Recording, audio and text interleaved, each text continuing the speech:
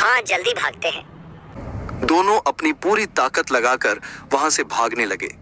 पीछे से बूढ़ी औरत जोर जोर से चिल्ला रही थी, रुको रुको, तुम लोग मुझसे बच नहीं सकते। भागते भागते दोनों को एक बैलगाड़ी दिखी जिसमें एक बुजुर्ग चाचा बैठे थे। चाचा ने पूछा, बच्चों, तुम लोग इतनी घबराए हुए क्यों हो? अजय ने हांफते हुए कहा, चाचा हमें जल्दी से यहाँ से ले चलिए।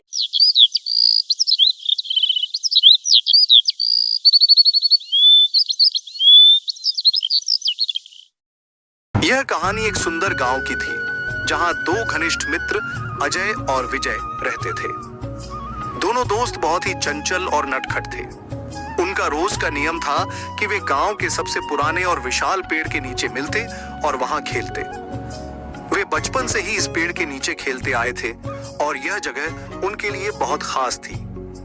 एक दिन जब दोनों दोस्त पेड़ के नीचे बैठे थे, विजय ने उत्साहित होकर कहा, चलो दोस्त, आज हम जंगल में घूम कर आते हैं। पूरा दिन जंगल में घूमेंगे और शाम को खाना खाकर वापस आ जाएंगे। अजय भी हमेशा नई चीजें करने के लिए तैयार रहता था। उसने तुरंत जवाब दिया, कल वैसे भी रविवार है, हमें कुछ काम भी नहीं है। कल जंगल में घूम कर आएंगे। विजय ने एक नया सुझाव दिया, क्यों ना हम एक काम करें, जंगल में ढेर सारा खाना ले जाएंगे और वहीं पर खाना खाकर सो जाएंगे। अजय ने थोड़ी झिझक के साथ कहा, पर मुझे जंगल में डर बहुत लगता है, परंतु तुम रहते हो तो चलो चलते हैं। विजय ने हंसते हुए कहा, चलो ना दोस्त, हम रोज कहाँ चाहते हैं, कभी कभी तो चाहते हैं। आखिरकार दोनों ने तय किया कि अगले दिन सुबह सुबह वे जंगल की ओर जाएंगे। सुबह होते ही दोनों दोस्त खाने पीने का सामान लेकर जंगल की ओर चल पड़े। रास्ता बहुत सुंदर था। तरह तरह के रंग बिरंगे पक्षी चहचहा रहे थे और सूरज की किरणें पेड़ों के पत्तों से छनकर धरती को चमका रही थीं। चलते चलते दोनों को समय का ध्यान ही नहीं रहा और वे जंगल के काफी अंदर पहुंच गए। अजय ने घबराते हुए कहा, चलो ना, मुझे जंगल में बहुत डर लगता है। चलो ना, वापस कर चले। पहले तो मुझे जंगल में बहुत अच्छा लगा, लेकिन अब डर लगता है। विजय ने लापरवाही से जवाब दिया, अरे तू क्यों इतना डरता है? जंगल में हमें कोई खा थोड़ी जाएगा। अनजान रास्ता और डरावनी रात। धीरे धीरे अंधेरा होने लगा। दोनों को एहसास हुआ कि वे रास्ता भटक चुके हैं। अजय चिंतित होकर बोला, दोस्त, हमें कहीं रास्ता नहीं मिल रहा, अब क्या करें? विजय ने भी डरते हुए कहा, अब हमें यही कहीं रात गुजारनी होगी। तभी उन्होंने देखा कि पास में एक विशाल पेड़ था। विजय ने कहा, चलो इस पेड़ पर चढ़कर सो जाते हैं, नीचे कोई जंगली जानवर आ सकता है। दोनों दोस्त पेड़ पर चढ़ गए और वहीं सो गए। लेकिन रात में अजीब अजीब आवाजें आने लगीं। कहीं सियारों की डरावनी आवाजें तो कहीं दूर कुत्तों के भौंकने की गूंज। अजय डरते हुए बोला, जय, मुझे बहुत डर लग रहा है।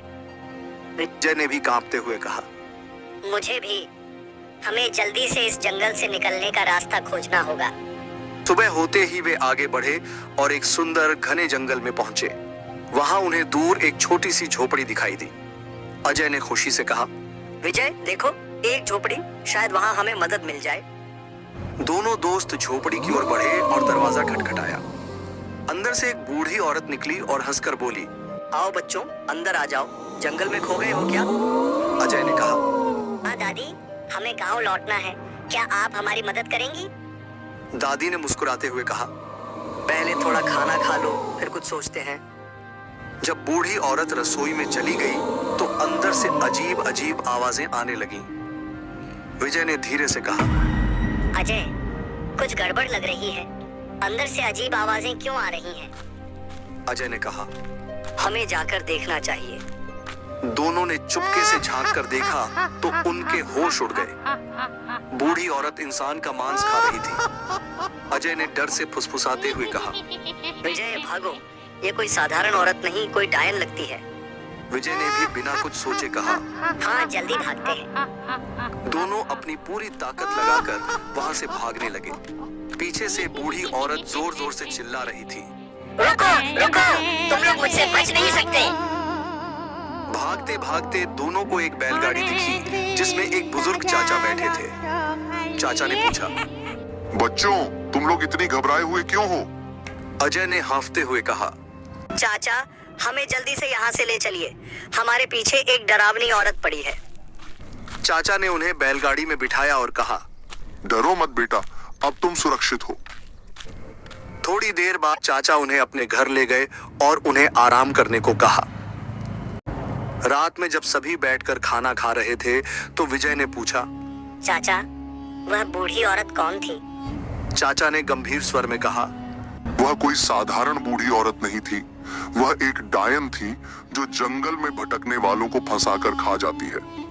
बहुत साल पहले वह इंसानों में ही रहती थी, लेकिन किसी श्राप के कारण वह राक्षसी बन गई। अजय ने कांपते हुए कहा, अच्छा हुआ हम बच गए।